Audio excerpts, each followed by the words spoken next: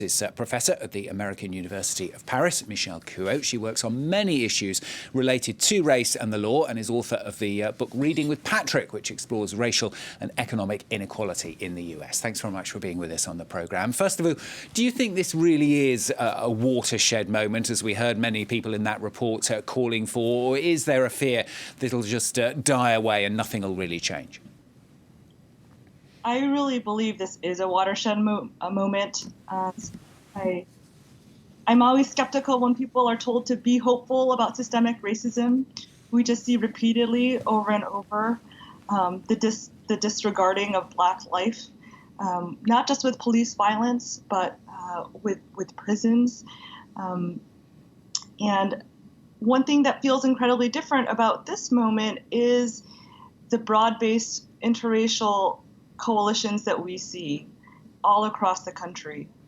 I think people still wondered 5 years ago, people still disputed the facts. They weren't sure whether to believe that the police could really be so brutal.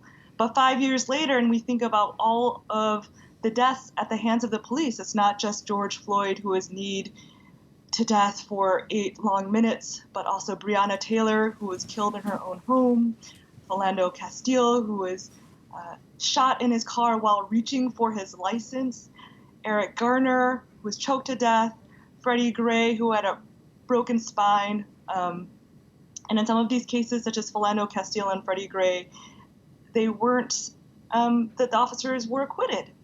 They got away with it. So I think this moment feels watershed to me because it seems as if finally the veil is being lifted and that what we see behind it is pure power. What do you think actually needs to change, though? I mean, you talk a lot there about attitude, but also from your experiences, the way that the police and the justice system works as well?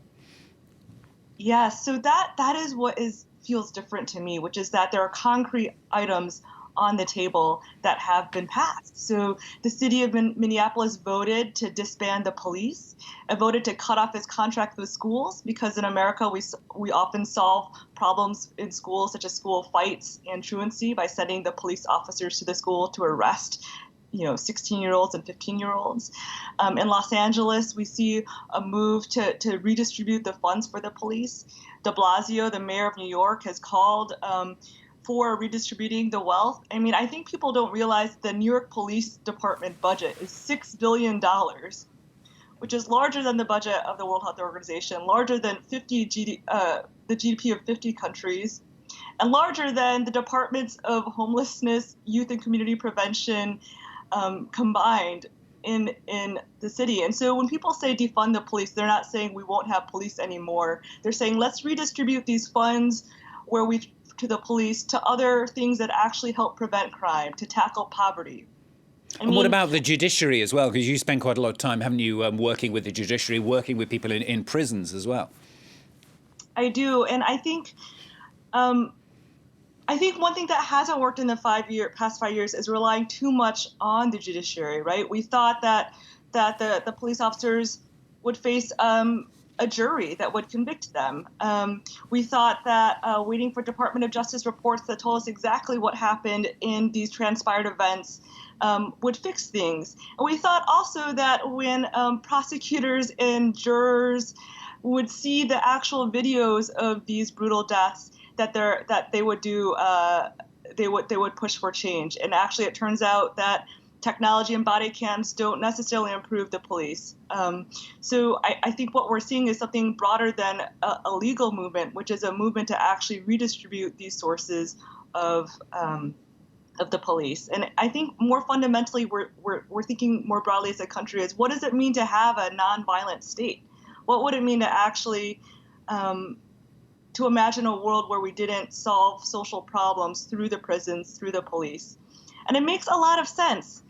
Think about homelessness, think about drug addiction, think about at-risk youth who are getting into fights.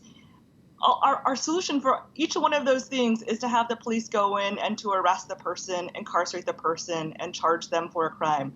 We know intuitively that a person who is mentally ill needs treatment, that a person with drug addiction needs treatment, that at-risk youth who who are fighting with one another need need mental health support and a stronger welfare state that ensures that they're not hungry. So I think what people are waking up to now is this reality that we can imagine a different world in which we don't rely on police and prisons to solve our problems. Michelle Couet, thanks very much for being with us. That's Michelle Couet from the American University here in Paris. Thanks.